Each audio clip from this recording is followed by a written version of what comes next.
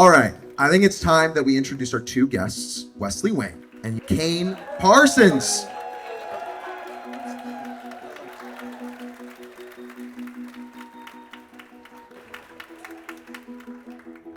Oh, it's about to get real, Wesley. I'm about to give you your credit and give you your flowers. You are an American director and screenwriter, and you are best known for your short film, Nothing Except Everything. Which, give a round of applause for that. And your film is now being turned into a feature film, produced by Darren Aronofsky and Sony TriStar Pictures. Congratulations, that's big.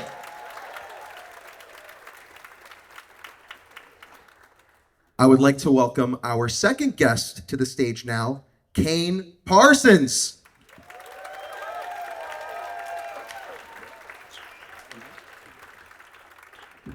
Kane is a talented filmmaker and animator, known for his creation of the Backrooms. Oh, you good? Okay. We don't want any horror on stage, so that's for sure. Come on. Really? That was not good? It's fine. There we go. You got it. Hey, there we go. Give it up for Kane in his chair. You're known for your creation of the Backrooms horror series on YouTube, and now you are directing your own feature adaptation backed by A24. Congratulations. With that being said, I want to kind of go over how this is going to work. I'm going to give us a question so we start off the conversation, and then Kane and Wesley have actually picked different clips of both of their works to show each other and talk amongst themselves. So I want to ask the first question to you both. I'm also going to sit down in this chair and make sure it doesn't flip out. Okay, good. All right. The first question I have for you both is one of identity. I think for a lot of us who are creators or filmmakers, we really struggle with the idea of how we view ourselves, because there is a lot of emphasis on like being a filmmaker or being a YouTuber. And I'm very curious for the both of you, how do you view yourself? I mean, for me personally, I definitely have a lot more, I don't think it's like a matter of loyalty, but I definitely like have grown up with the internet, and I don't watch a lot of movies, and like Hollywood isn't really like sorry, is this directional? The place that I'm like most familiar with. It feels like the mountain that I've always been interested in trying to climb is the one that's online on YouTube and everything. And I felt very lucky to be able to do that in the past couple of years. And so I feel like I juggle, like I do a lot of other things. I do music, I draw, I write. I kind of like to dabble a lot. So I don't necessarily want to like confine myself to just being a legacy filmmaker or anything like that. I'd like to go into games at some point as well. That'd be neat. But for right now, I would say like trying both. I'm still figuring stuff out. Absolutely. Yeah, I think similar along the lines of that. I definitely grew up with, I'd say I grew up more so with both in terms of like, I grew up loving movies, but I also grew up loving YouTube. But it was weird because YouTube always had this kind of stigma behind it. It's like, if you love YouTube, but that's it. That's just like a little hobby of yours, So I think I'd say it was definitely, I grew up with both, and I think, I see myself as both, but someone who just creates stuff, I think, at the core. Absolutely. Do you believe that YouTube has the same artistic merit as a film or movies? How do you think that's also changed as the platform has grown? Because we're now seeing full productions on YouTube that are like, beating out some of the scales we've seen for certain indie films in old Hollywood. Yeah, I think it's 100%. We're talking about art here. Like it's not bound by budget or anything like that. You can have one person putting their heart and soul into something. And I would say it's like, you hold that at the same, you judge it at the same level you would a feature production with like thousands of people involved. I think obviously you can do different things when you have a $10 million budget or something compared to just like, making things happen on your own, not coming from like a place of great resources or anything. I think that's why, we're in a great time right now, like the past 10 years and going forward, not to, like, I'm definitely not a proponent of generative AI, but we're in a weird time right now where you can really do a lot. Like my stuff is very VFX driven. That's kind of how I got into filmmaking. I like learned After Effects when I was very young and kind of just stuck with that for a long time. And so you can do a lot for very little now. And I think that I don't know, it definitely gets you pretty far. For sure. Yeah, I just back all that up. I think it's pretty, say, a little bit arbitrary in terms of like what is considered more artistic. You know, it's at the end of the day, it's kind of subjective. Yeah. And so I do think like as long as someone's putting their heart and soul in that, sometimes like YouTube videos are more by a singular vision rather than like a Hollywood studio system where it's like a ton of people working on the same project. So I'd say at sometimes it feels like they're more talking to you, and in that ways that could be more artistic or personal. Yeah. It feels a lot more intimate, I would say, like authentic. Do you feel like it's important to discern the two? We hear the word content or like a lot, right? And it's sometimes really difficult when it gets lumped into all one thing. Oh, that streaming services just have a bunch of content. And it's like, no, people poured so many hours and like, you know, they spent so much like blood, sweat, and tears just to make one thing. And in the same vein, I'm sure a lot of YouTubers and even you all feel about your work and a lot of the people here that it is more than just content. Like, how do you see that whole conversation of just people lumping in if it's a video, it's content. That's all it is, you know? Yeah, I was just gonna say, yeah, I mean, along the same lines, like I don't think, I think they're all content, you know, at the end of the day. Okay. And so, semantics, yeah, it's a word. I mean, I don't use it to describe my stuff really, but like, yeah. I mean, it's media. It's media. Speaking of media, both of these fine filmmakers have selected some clips for us to watch together and then discuss. So we are going to go ahead and roll the first clip.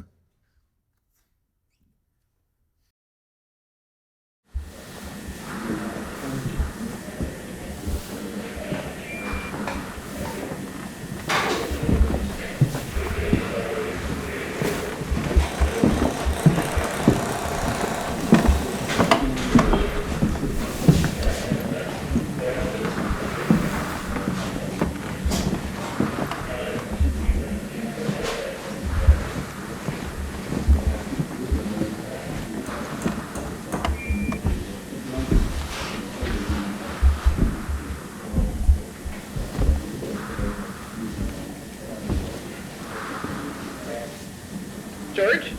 Oh, hey. Hey. You had a chance to look around back here yet? No, not yet, but I'm seeing it now. Okay, cool. Wait here for a second. I want to show you what we found down the hall in just a moment. Sure. But but I think they're bonding together enough that it should come out chunkier. Oh, weird. This is even stranger than I thought. But I want to make sure that I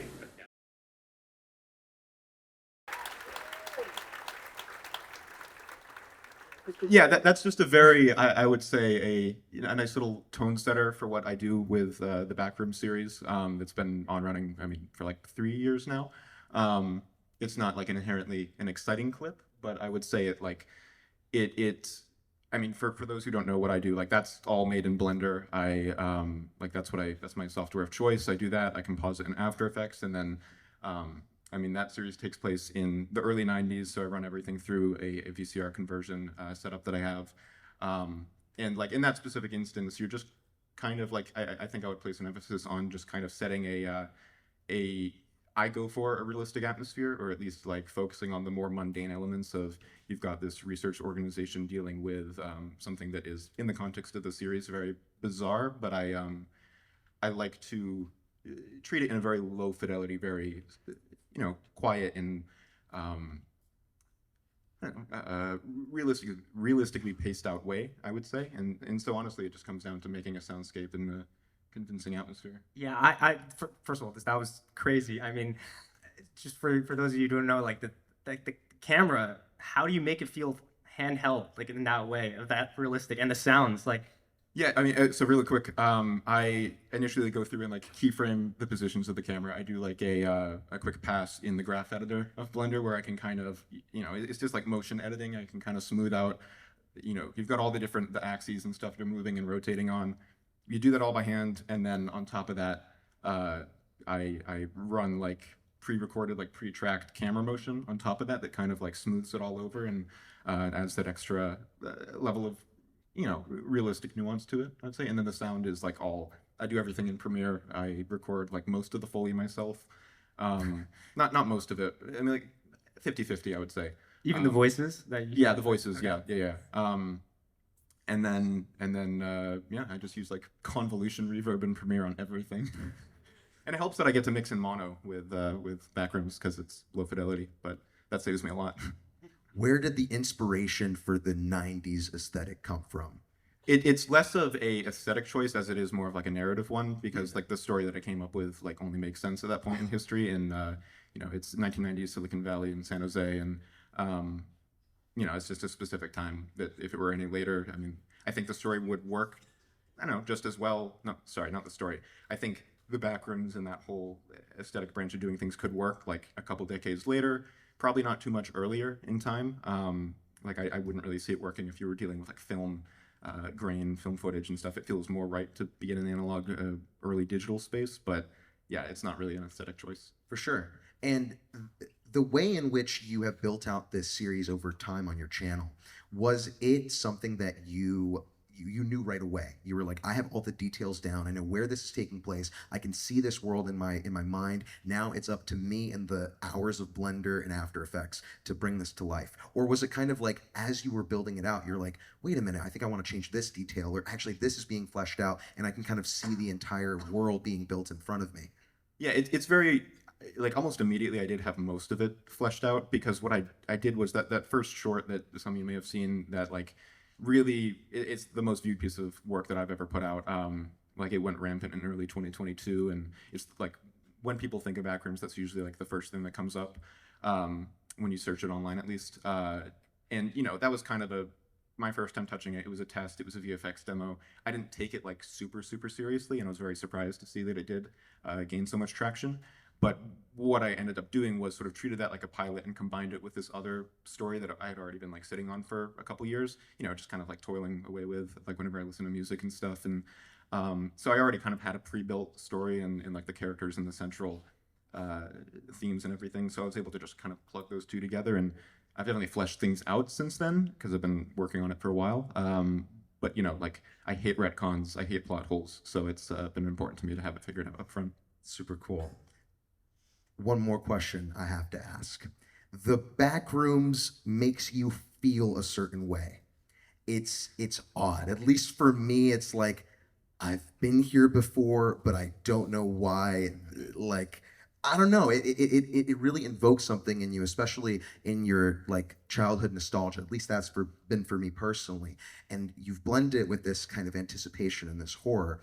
Was that deliberate? Was that something that you were like, oh yeah, I want to get people with this. This is going to be good. Or were you more like, wait a minute, I think this is the type of feeling I want the story to actually invoke? Yeah, I think it largely originated from a place where, and it is unusual in this regard, it was coming from a place of, you see a lot of these like liminal space compilation videos on YouTube and stuff in 2021, 2020. I remember like when the Backrooms was initially just this combination of two different 4chan posts, which I'm not even going to bring up 4chan, it's hellish. But I mean, like it circulated enough at the time, like in hindsight, not a huge amount. Back in 2019, it was a bit of a meme. Then it sparked off this whole liminal space sort of craze. And then from that, I mean, it definitely like, for me, the thing, I've never been scared of like the idea of the Backrooms. Like a lot of people find it very, it gets under their skin in a certain way that I don't necessarily feel.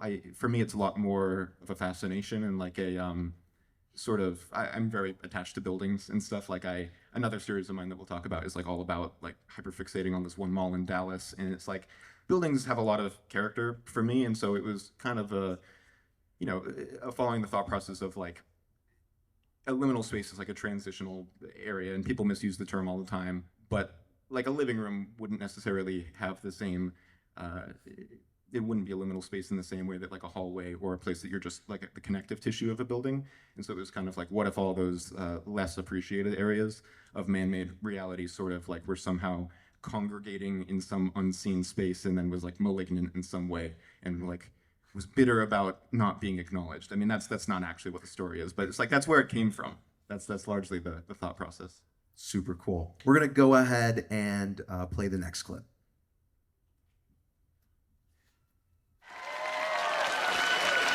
7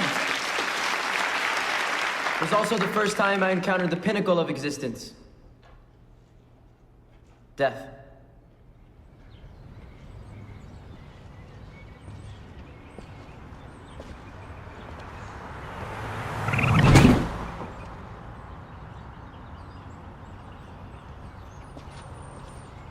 Why do you think that raccoon killed himself? He didn't. Animals don't do that. But what if they have feelings, just like us? Maybe his wife died and he went through months of existential grief and rehab. Where's all this coming from? Mom, did Uncle Fred kill himself? You'll never have control over what you learn.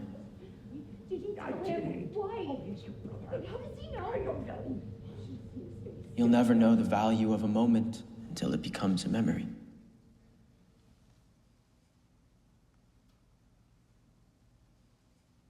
Pick a number, 1 through 10. And now, you all are probably expecting a happy moral to the story. Or some kind of, but wait, there's more, ending. But there is none.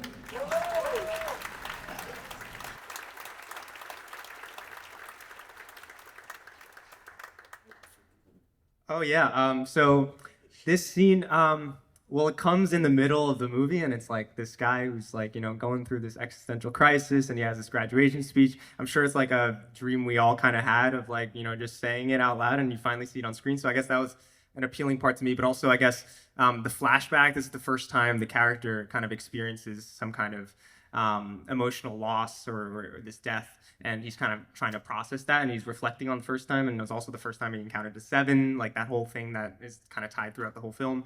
And so one of the things I liked about the scene was, I guess, the sound of it, where you stay in the sound of like this auditorium that he's having the speech in, but you kind of flash back to a different scene, and it kind of takes it back. So it almost feels like you're not just flashing back to a different scene, but you're still inside the character and in the moment of this auditorium, and you're still seeing everything else. And I love Mike Mills's movies. I don't know if anyone has seen his movies, but like Come On, Come On is a great movie that uses that a lot. And so I kind of like ripped off that concept and applied it here. So yeah. Yeah, I really like the way everything kind of drops to silence there. With the crowd, was that like composited in, or? Oh yeah, so the crowd was actually, we had like 20 extras or 30 extras in the crowd, but then we like moved them around each time, and then so you can actually see like the yellow shirt like throughout, but if you look carefully, but yeah, so. No, it works really well. The shot like behind the head is. I think you would be the only person that would actually figure it out. I just swear I'm not like just watching things on their visual merit. But Okay, I'll be back to a sec. I'm very curious, Wesley, like that execution of that shot and how we're kind of brought into like these memories and that consciousness. What did that come out the way that you had initially anticipated it, like when storyboarding and when writing it? Not exactly, but I knew that I wanted it to feel kind of like, I literally told my DP just move the camera around, you know, like this during the chess scene at least, and like I was even like focused on like the chess pieces, even like just for like a shot, for example, and you see that in there, and I feel like it just gives more of like this kind of dreamy vibe, and we put some haze in it as well. And so yeah, it definitely wasn't envisioned, but it definitely was the same kind of feeling I was trying to get, but a lot of it was on the fly. Yeah, I see. Yeah, it's very much a montage piece, as I would say. Like the whole film is really, it's kind of an ideation rather than like a tangible like single through line you're following. I know one of the other clips is going to involve a later moment from that where it even like extends outside of the story of this one character we're seeing, where it's more of a, you know, an ideation that most people go through in one way or another. And I do like hear how you do, you know, this is one of the places where you do get to see a bit more about this specific individual's own background and like the stuff that's motivating their feelings in that current moment. But, you know, I think executing that, I mean, the chess bit I do really like with the drop to silence. Like, I don't know, right there I like that. That works for me on a few levels.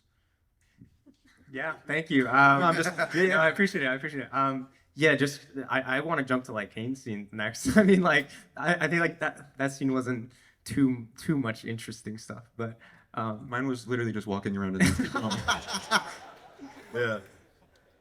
no, but you have more like stories, like be like, this is how I did it. I was just like, yeah, I mean, I feel like it's more what most people do with filmmaking. But yeah, I just thought it was a nice little clip just to get a sense of like his kind of backstory and everything. Absolutely. But also, I mean, the decisions that you kind of make, that all impacts the film. So even if for like us as filmmakers, we're like, well, we kind of did it. There's no story behind it. Yeah. Even the gut decision to like film something in that way or have those flashbacks and the sequencing that you did, that's what builds, your work. Yeah, I guess one through line throughout the film, like we were talking about, is like this kind of stream of consciousness that the character goes through. For sure. Like it starts out like a roller coaster and then kind of ends more like, like sad and dramatic and slow. And this is like kind of like the shifting moment, I'd say, in that story. So I guess, but it's important to maintain that kind of stream of consciousness or in his head. It's a flashback, but still like he's in the present day. We hear the sound of like the audience and like the coughs and stuff like that. Yeah.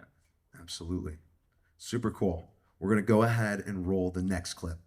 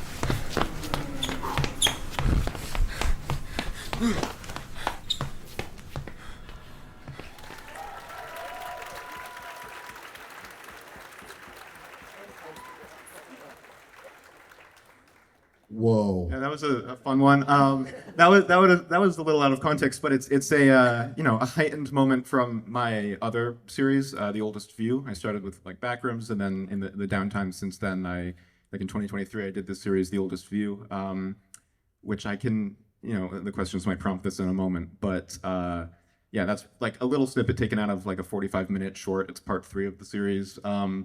Obviously, if you don't have the context for it, it's a little bizarre. I would say it's what's the best way to like it involved like the space you see there again. It's all done in Blender, but what was unique about that is the environment is a one-for-one creation or recreation of the Valley View Mall in Dallas, which is gone now. It's been leveled. They were trying to level it for years, and it just took forever, but they finally got it just a little over a year ago. But it became like a hyperfixation for myself and then a couple other people who I met through my community Discord server, which is, it's a strange place in its own right. I try to stay away from it a bit, but there's some really talented people on there, and like people who just spend all their time working in Blender. And so like we spent like a good, I don't know, like 5-6 months combing through old photos because I've never actually been during its life, all these photos of the Valley View Mall from Facebook, old Instagram posts, like just thousands of images. We spent hours and hours and days and months and weeks. Why did I do months before weeks? Like they try to understand this building, and like we even had someone go to Dallas City Hall and get the blueprints. And so it was probably the most fun I've ever had on a project before, because it really was coming from I'm very sentimental about that project. I would say, like, it's again, like I was talking about with having relationships with buildings. I mean, malls are something that have really been on the way out in, I think, most of our lifetime. I mean, in my lifetime at least. You're hard pressed to find a lively one today, at least where I live in Northern California. So like, there's never really been a huge part of my life, but I do, have enough familiarity to absolutely understand where, like, what the death of them kind of says about where we're at as consumers currently. And obviously the series isn't about that, but the giant thing you saw, being long-winded, is also real. It's this pageant puppet constructed of this French botanist, Julien Reverchon, who lived in the 1800s and was recreated for this parade of giants in Dallas in 2012. And he ended up spending the rest of his life in that mall as they sort of let artists come in, and then the mall was demolished and the giant was left there to rot with it. And that's like kind of an initial, I think that gives a bit of an explanation as to what you're seeing. But that character found that mall at the bottom of a hole a mile underground. So it's like, strange circumstances, but it was really fun. Like, I feel like I know the place like the back of my hand now, despite never having ever been. Yeah, I had a question. So you have all these you go in depth into a lot of these things that you're really interested in, and you portray them on the screen, right? And I'm generally curious, like, because obviously this somehow subconsciously affects, I think, all of us. Then rather just like, why not just like, create your own monster, create your own mall, or whatever it is, right? Why go about this? How do you think that serves the audience in a way? Because I think I have an answer, but I want to hear from you. Yeah, with this specific project, it's always like, I care a lot about, what I enjoy about this specific one so much is that it really is targeted at like a select group of people who grew up going to that mall or actually remember, like, the comments that have stood out to me. And like, I do read the comments. I know you're not supposed to do that, but like, I like, for me, that element is very valuable. I like feeling in touch with the online aspect of my work, and like, that's kind of where I feel at home. So it feels right for me to do that. And I think, the comments that have really stood out are the ones of people talking about how they remembered seeing the giant almost a decade ago, and just never thought they would see it again. It was like such a small little thing. It was strange to them because this thing is very tall. Yeah. And it's just kind of sitting there in like a dead wing of the mall, and it's just like a strange, quiet moment that like they never expected to revisit again in their life. And then suddenly there's a 45-minute film about that very, like, there's nothing like overwhelmingly like there's nothing that it would immediately signify its significance to a viewer. I think it feels like it's I think it gives permission to appreciate the elements of reality that we may think are unimportant. I think that's an angle of looking at it. Just that kind of like, because I don't consider it like hard horror exactly. Yeah. Same with Backrooms, but like. But I think it does, when you kind of make it very personal and specific to this one kind of thing. I think, and you kind of hone in on that. I do think it kind of will inevitably resonate with a larger audience, which I think it does. Like, even if you don't know this thing, you can kind of imagine its backstory, and the fact that you have it is just makes it even more impressive. Yeah. Well, thank you. Super cool. We're going to keep going. We're going to hit the next clip. But we all try to find our seven to hold on to. Love everyone that you can. Just go find someone and abuse them with your love. The people that you spend it with. Just live life and not just exist. It's just really vague, and you never know what's gonna happen. Because existing is just waking up, go to work. We live and we die. That's all that happens. You're gonna do great things, man. Seriously. I'm believing you. Embrace it. Embrace every moment of it. You live in terror of not being misunderstood. I'm always here. Always. And all of a sudden, in a moment of complete, absurd randomness,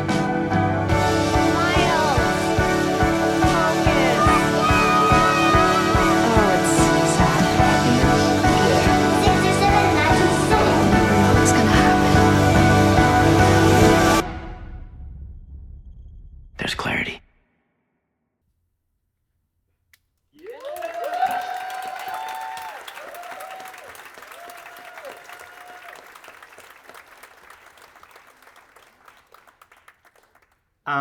Yeah, I'm like a sucker for montages, and so like the ending, I thought it would just be nice to kind of tie in this guy's journey from like going to high school to college to actually seeing him going to college, but then kind of reflecting upon the past and kind of feeling uncertain about the future. And It's a really nice crescendo. thank you. Yeah.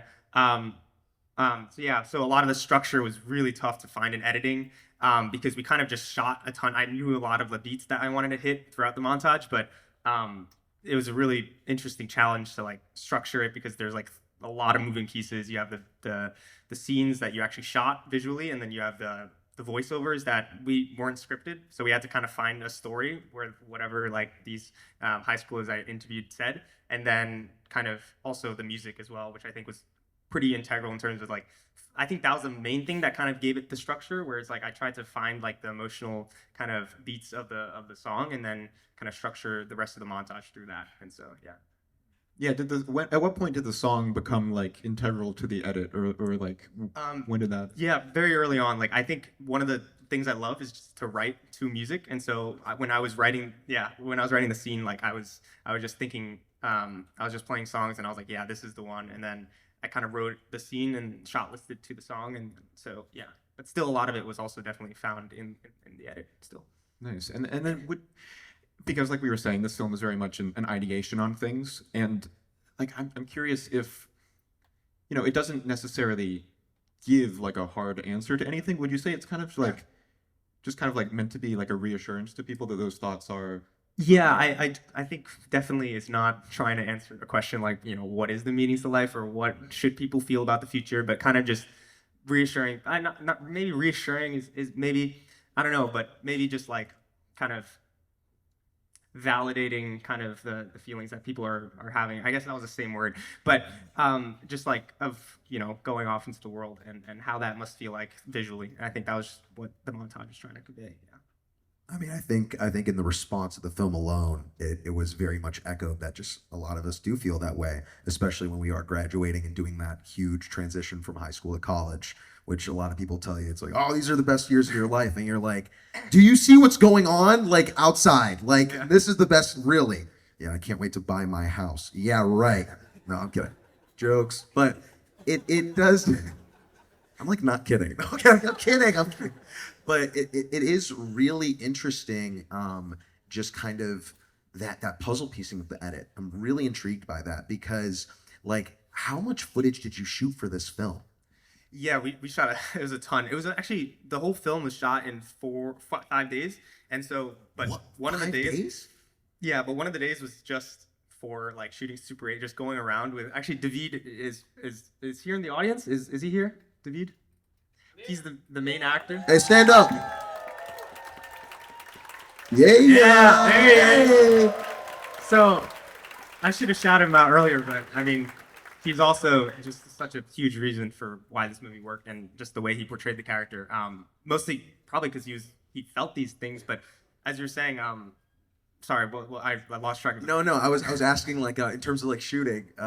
So 5 days. Yeah, we literally just went around with him and Lily, who's Harper in the movie, and we just shot like over New York City, and just so it made it feel, I think, bigger and it was all on Super 8 as well, and it made it feel bigger with like multiple kind of pieces of footage just in different scenes, different locations, and so yeah, that was a big part of how to make it feel bigger, but only shoot it in like 4 or 5 days. Yeah, and I love the different stylistic choices. It really does, like, maybe it's because I think, you know, I also had that experience. So like when I was younger, my parents filmed me on a camcorder, and then you get a little bit older, and we kind of had this technology that's so good now that it just, I don't know, there's an element to it that feels very much like this was my like Gen Z childhood going into adulthood. That's real home video mixed in there, right? Yes, that's actually real home video of David's life. Like, wow. A lot of it, and I think it just kind of just to try to add to the, I guess, authenticity of it. But yeah, I think like it's like a cheat code for nostalgia and immediately feeling like Super 8 or like camcorder stuff. So it was pretty cool to kind of integrate those as well. Yeah. Super cool. We're gonna roll the last clip. This one's very short.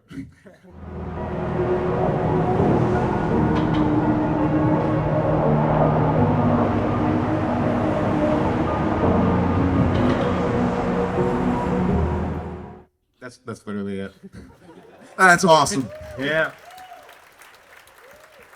Yeah, that's, you know, just like a very a glorified VFX test, I guess. But you know, it's I think, a demonstration of what you can do. Like, I do everything in Blender, which is, if you don't know, a free software. I do everything on a laptop. So like that, for example, was made beyond like the principal cost of that laptop, which I got years ago. So like it feels like kind of, I take it for granted now. But beyond that, like that would have been like a $0 production for like, you know, if you wanted an establishing shot to flesh out a fictional, you know, either an entirely fictional world, or in that case, it's definitely a, you know, more grounded, like that is a scanned, that's a 3D scan of a overpass in somewhere in Alabama, I think outside Huntsville.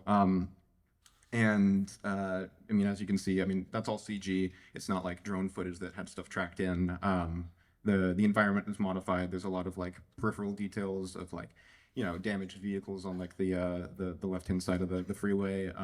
Obviously, there's a lot of Teslas there. They're all self-driving. I mean, this is like loosely based on the Damon duology, the books by Daniel Suarez, which I'm a big fan of, and we'll probably bring up again at some point in this, because I have been doing a lot of like, you know, personal hobby work for, you know, inspired by that series. But yeah, I think that kind of, yeah. Super cool. Yeah, I was gonna bring up the Damon thing. I know you love talking about it, so I was gonna ask about it. But no, it is just a really cool. Like when I think I saw it on your Instagram at first, and Yeah. I posted it like almost like exactly a year ago, I think. Yeah, and it just like blew me away, like how someone could do that on a computer. Yeah, just feels so real, and the aerial shot, and just feels like Civil War, like that. I guess it was intentional, the kind of like the civil unrest kind I of think thing. it's not. Do you mean like Civil War of Alex Garland's? Yeah. Which I mean I do like that film. That one wasn't like particularly inspired by. I know a lot of people compared that one shot. It's coincidental to like Leave the World Behind, which is Sam Esmail. I'm a huge Mr. Robot fan, so I do like that film, even though there were mixed opinions on it. You know, the Tesla thing's kind of coincidental in that regard, but you know, I think it largely does come from the same place of like grounded techno thrillers, grounded modern. What the world could look like. Yes, that's generally where I like to come from. That's my area. Yeah, and it's I heard that the CEO of Waymo has now stolen your vision, because if you go anywhere in Austin, now they have just self-driving cars trapping people. Have you heard about this? Yeah, so I'm thinking that you can like put out a hit and like give like the coordinates on someone's phone and send like a malicious vehicle to take them out. Yeah. That's awesome. That's really cool. And it's a joke. That's a joke. That's a joke. This is a joke. This is a joke. Yeah. It's a joke. It's a joke. It's a joke. It's a joke. And it's surreal too. Just, I mean, can you talk about just the capabilities of Blender, and like what have you learned from when you began to like now? Yeah, I mean, I taught myself pretty much everything I know about Blender in between 2020 and 2021 was sort of like, that was, I mean, during the pandemic, that's when I learned it. I picked it up like right when I was in freshman year of high school, when the pandemic kicked off in 2020. And so like I spent most of that time just kind of like having Zoom classrooms on like one side of the screen and Blender on the other, just kind of, you know, making little like demos and stuff, like nothing like inherently like focused on like telling a specific story. I guess after a couple months I did start trying to like employ that in a YouTube series. But then like, you know, before long, I think the first actual tangible thing I did was this series of like war footage based on the Attack on Titan series, which I was a fan of at the time and was like definitely kind of like peaking at that period. And so it was like realistic interpretations of that world that kind of loses the more epic qualities of it that I think people usually take away from it, and treating it more you know, a little more grimly, a little more realistically. And then, so that was found footage in a way, except it was film emulation. And then that was all of 2021. And then at the end of 2021 on Thanksgiving, I was fatigued from that. So that's when I did like a demo for the Backrooms video. And I'm totally skipping over your question. Like that's when I got into Backrooms. But like, I think that's the time I was learning. And like, I'm not like a tutorial learner. Like I can't do tutorials really. I think it mostly is like I'm a project-based learner. I went in, I did the basic Blender donut tutorial. I think that's kind of a good, you should learn where all the buttons are and everything. Yeah. But for me, it's just like, I want to make a thing. I know the software can do it.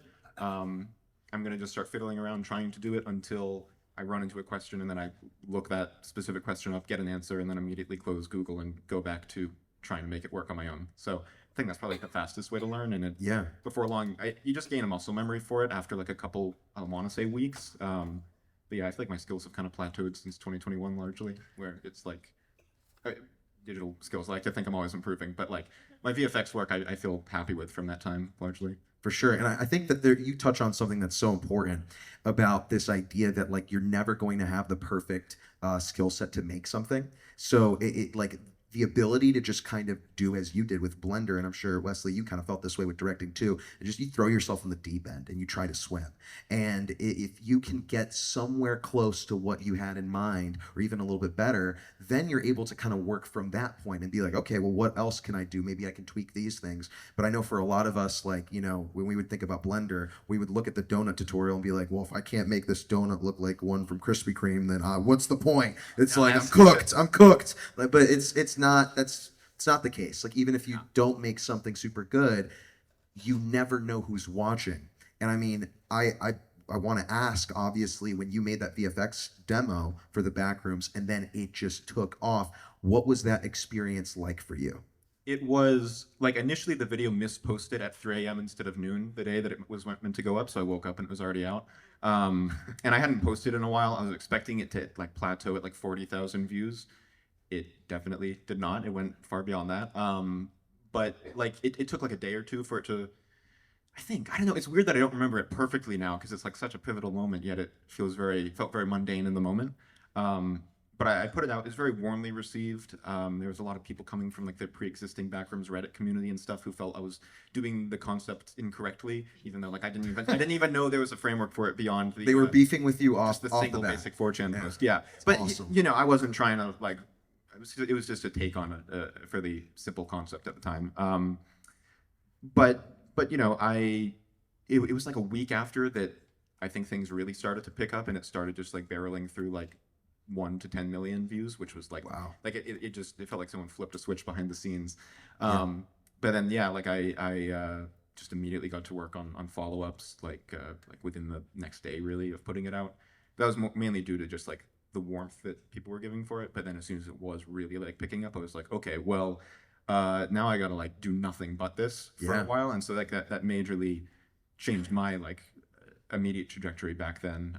You know, it totally warped my college plans and everything. But for sure, that was because I mean, like very soon after it released January 7th, and I would say it was like February or like beginning of February, late January that some companies started reaching out, and it kind of snowballed up the not chain of command, but you know, like it kind of just like got out there enough until eventually I secured management, 3 Arts, spoke with 21 Labs and Atomic Monster individually, then they approached me together, and I really liked the team and their interest in like sort of the way they were open to adapting this. It for felt sure very like I was very weary of like, you know, this is a very wholly like an internet-based piece of media, and I didn't want it to be like damaged or like Hollywoodified, if that, I mean, I think you probably know what I mean when I say that. And it's a horror property. There's not a lot of protectiveness when it comes to like the intellectual value of horror, I feel nowadays. Absolutely. And it's important for me, like, because I don't think about it as horror, so I don't want it to get dumbed down and reduced to jump scares or anything like that.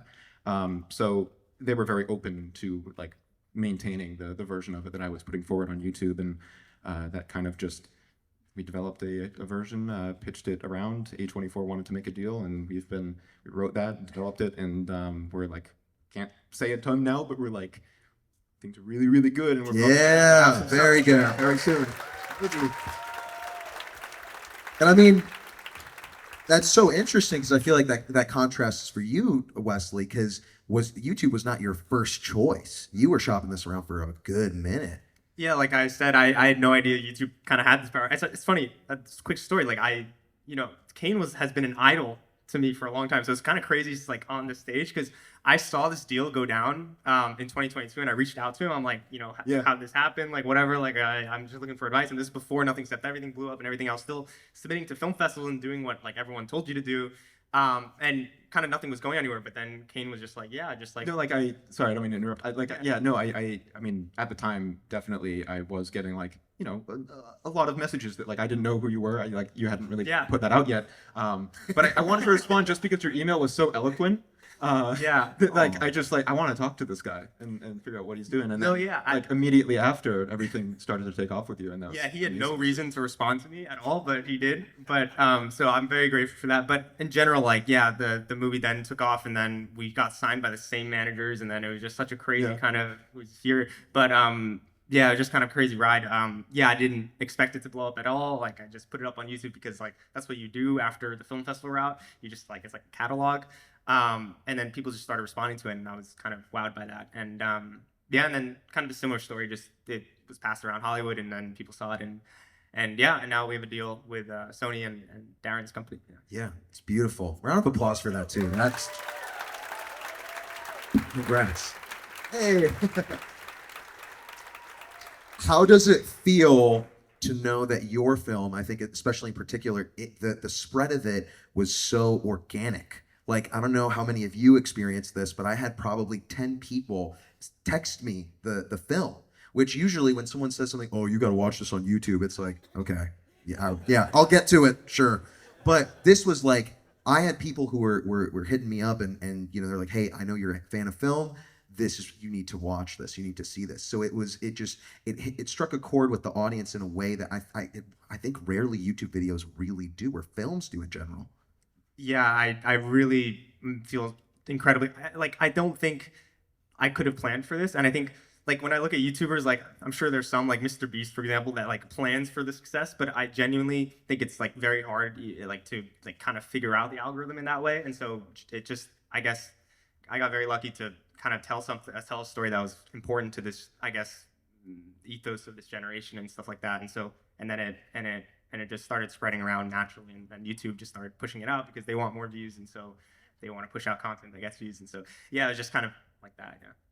Do both of you feel like there is something specific in your work that did make it stand out, or were you truly just like, I'm making something I like, and like, we'll see if it gets 5 views, that's cool. And like, you know when you do that thing when like the TV isn't working, so you try to look away, but like secretly you want it to start working again when you look back. Was it kind of like that with your work of like, well, if it takes off though, hey, that'd be kind of sick, you know? I mean, I think everyone who every creative wants to feel validated by what they're doing. Like, I wouldn't say that like, oh yeah, like if there's the potential to get more than 5 views, I would absolutely go for it. Like, not like, yeah, you know, 6 like, is good. Yeah, like that is a goal, but it's not so much like there's a ceiling to that. I wouldn't be someone interested in taking a Mr. Beast route where it's like the goal is to maximize that number like at all costs. Like, that's not really like, you know, I'm happy. Like, the difference between 100 people in my audience and like, okay, maybe a little more than 100, but like you don't feel when you're in a room with everyone here, like this doesn't feel different than like if there were 10,000 people in this room. Like, it's just a number that you can't really wrap your head around at a certain point, and it just doesn't really matter to me as long as you have a few people that are like connected with what you're putting out. Like, that's when I feel validated. Like, making money off YouTube, that's a very different thing. Yeah. And so I feel lucky that the Backrooms was propelled enough to, you know, keep the lights on for a while, and like fund the oldest view and everything. I had to rely on render farms pretty heavily for that one. So like it definitely it feeds the work to have people interested in it and supporting it. But yeah, I mean, does that kind of like yeah, absolutely, that explains it. Really quick, I do want to mention we have a Q&A segment coming up. While you listen to a few more questions that I have here, I'd like you to ask your own. So if you can scan that QR code right now, if you have a question for Wesley or Kane or both, that is your way to do that. Okay. And Chris is sneaking up to the front. Oh, you want to start now? Oh, sorry. Okay. Okay. All right, we actually got the Q&A now. Oh, okay. Sorry. We're on the fly here. Thank you, Chris. Okay. So, Grant asks for Kane, why not shoot practically and add VFX later rather than remaking the full composition? In the case of, I mean, in both of these cases, it's because there aren't locations available that would like fulfill the role. I mean, the mall was demolished when we made this project. Like, you couldn't go to it and shoot there, and that's kind of, you know, like, that's the whole point of it largely. With Backrooms, again, that comes from a place of like, you know, convenience for me because I'm a VFX artist working with Blender, and I want to try to make a extended like animated version of these photos that people are really like feeling connected to. So like it started that way, but like even in hindsight, like it's a very specific kind of environment that has very specific quirks to it that you just wouldn't be able to get by shooting on like a practical location. You just wouldn't find that. So again, with like the film we're doing, we're looking to build practical sets and not rely on CG because like, but we can't like just go to a mall and shoot there or something. It is very specific. For sure. Has there been a difference right now with this adaptation, like actually working with the studio in developing the films that you're developing? Like, what has that experience been like for the both of you? I'll let Wesley go first. Yeah, it's definitely been very, very different from like everything else I've done. I think the main difference, besides all the like the Hollywood stuff about it, is like the fact that I'm now kind of beholden to the theatrical system and what the studio thinks is going to work for audiences. And so in some way, like before I used to write stuff, and if it was terrible, it'd still make the screen. And now it's like, and some notes will be like, yeah, I definitely think this is a great choice. Like I should actually make these changes. But then some of them are like, I don't really, and it's because, and a lot of it goes to the fact that like now it's going out into theaters and they try to risk management. And so it's a lot of like that kind of stuff. I'd say is probably the most different. And so it's a lot about trying to maintain the core vision and the authenticity of the film, but also kind of make it for wider and an accessible audience. Yeah. Yeah, I mean that's essentially kind of the same thing I've dealt with. I mean, it's like I feel very lucky with the people we're working with, and the A24 especially is very like what we have right now is working really well, and it is it's very compatible with the YouTube series. Like it's been important to me not to let this be like a rewrite or an adaptation as much as it's more of like in my mind just it fits into the current timeline, because it's a weird like part of it's kind of in the nature of this kind of internet storytelling where you have I've catered to an audience of people who are like very fixated on the details, and they'll notice if little things don't add up, and like the timeline is important to them, and it's not like just like I can't do like a film that's a fresh take on the concept. It's like very important to me because like there's a pretty extensive story that I get to on YouTube that this film helps like get a new audience into, and I hope that makes sense. It fits into the existing timeline, and we went a lot of back and forth, but like we found a version that works. And I think part of that with working with such decisions, especially when you're such a new director and you're kind of new in the field, having a mentor is really important. And we actually have a question from Seb that asks, what's the greatest lesson a mentor has taught you in the last year? I don't have to think about that. I have a lot of coworkers that I really like, look up to and appreciate collaborating with. I don't necessarily think I have a mentor, so I don't think that question really, I don't have an answer in mind right off the top of my head, but I'll think on it. I'll let Wesley. Yeah, I'd say if there's like a Yoda one-liner like kind of thing, please. I would say it was just, it's not even that original. It's like it was my high school teacher who told me I'd made a bunch of shorts before Nothing Except Everything, and they're much more kind of, what everyone tells you should make, and much more less personal and stuff like that. And then he was just like, you have great technical skill, Wesley, and you have great like kind of this vision, and you're able to lead a whole crew and stuff. But I feel like you need in order to get to the next level, you need to tell something that's really personal to you. And so I think that stuck with me for a long time, and it definitely encouraged me to kind of pour all my feelings out onto a page, and then is what birthed Nothing Except Everything, I'd say. And so maybe that was kind of a great precursor to the success of Nothing Except Everything, if that makes sense. And I have a follow-up from Prince to you, Wesley. What sort of movies are you interested in making, and what feelings and messages are important to you in your work?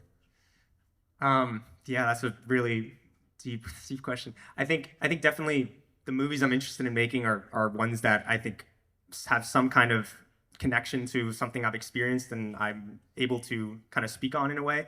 And in terms of what the messages are, like for Nothing Except Everything, I think one of the main interesting parts about it, as Kane was talking about, was that like it's hard to even pinpoint what the real message of it is. It just kind of is a feeling. And so I'd say what I want to deliver foremost is a feeling and a more of like a experience rather than a message of like this is the moral to the story type of thing.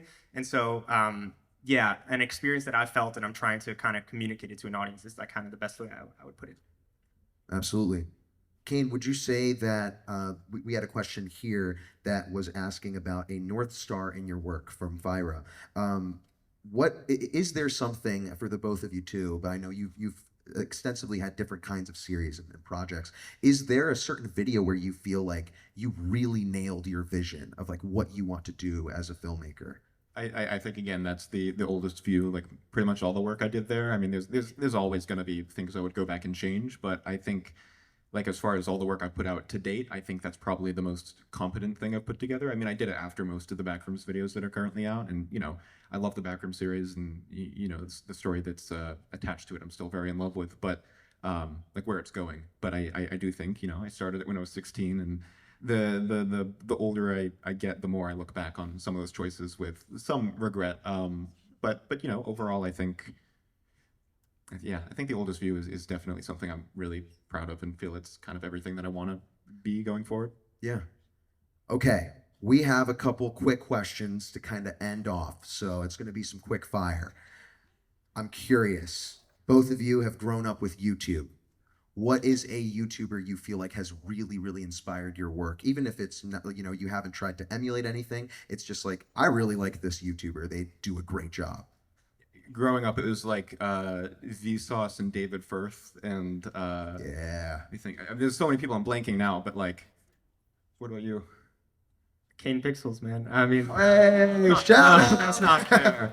No, that's not fair. No, I'm not gonna lie. I heard about you from the article, and then I watched it, and I was like, wow. But I did hear about you from also a lot of friends who were inspired by you to do Blender. Like I remember this one kid that was in my videography class that was like, dude, like Blender is so cool, man. Have you heard about this guy named Kane Pixels? I'm like, what? Like who's this guy? But no, genuinely, like some of the people that inspired me are, like there's this channel called Exerba, which I love. That was like kind of an existentialist, like animation type thing.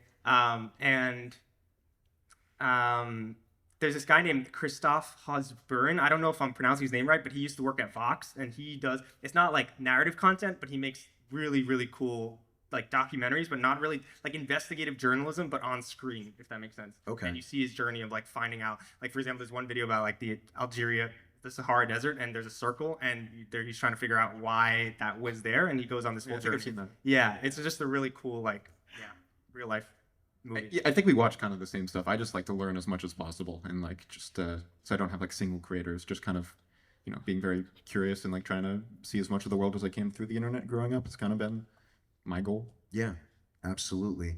And finally, do you know, if you look back at when you were a kid on YouTube, unsupervised, as many of us experienced, if you stumbled across your own work at, you know, as a young Wesley, as a young Kane, do you think you would be your favorite creator? I think I like to think so. I think I mean, I make stuff that speaks to my own interests, obviously. So I would say, like, I've been very consistent in what I've liked. So I would say, maybe not favorite. I don't know. Like, I would like my work. I think I would like to think that, for sure. Yeah, it's tough. I think I just like it. I don't know if I think like I'm like the best filmmaker out there, but I think it's pretty cool. Yeah. I wouldn't say best, but I mean, it speaks to my interest because I'm the one making it. So yeah, definitely. Absolutely. Okay, I think that we are done here. Let's give Kane and Wesley a huge round of applause.